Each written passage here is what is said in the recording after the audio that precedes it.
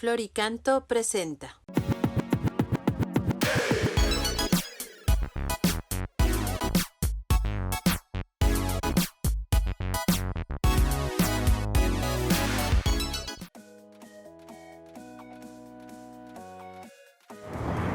Hola queridos amigos, el día de hoy estamos celebrando a San Ignacio de Antioquía, mártir, uno de los primeros mártires del cristianismo. De hecho murió en el siglo II, y de él aprendimos que podemos ir evangelizando mientras vamos de camino. ¿Por qué? Cuando él iba camino al martirio hacia Roma, pues ciertamente era un viaje largo, él dedicó todo este camino a dar muchas cartas con las cuales iba hablando de Dios a distintas comunidades cristianas. De hecho, él fomentó mucho la unidad de la iglesia en torno al obispo. Entonces, verdaderamente fue un gran pastor.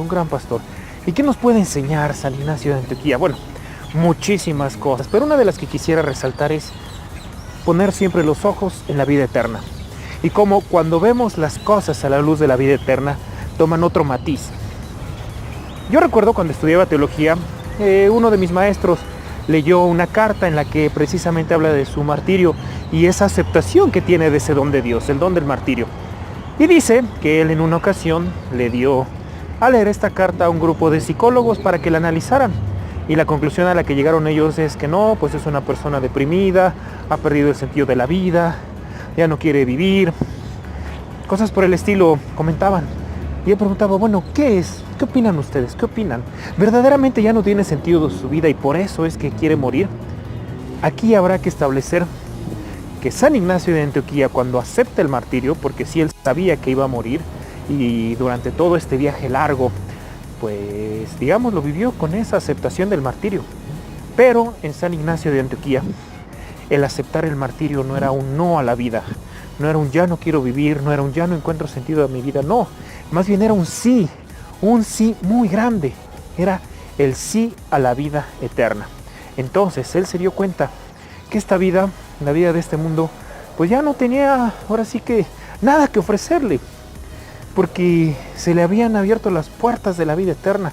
Y entonces, soportando la prueba y aceptando este martirio, es que podría recibir esta gran recompensa, la recompensa que le había prometido su maestro Jesucristo, maestro de todos los que lo seguimos.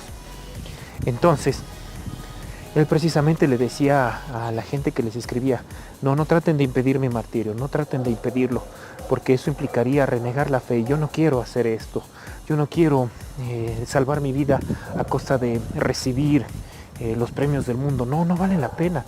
Y les decía, es más, si en algún momento yo empezara a dudar, recen por mí, impulsen a que yo pueda pasar esta prueba. O sea, él sabía que podía ser débil, sabía que no dependía de sus fuerzas, sino que dependía de las fuerzas de Dios.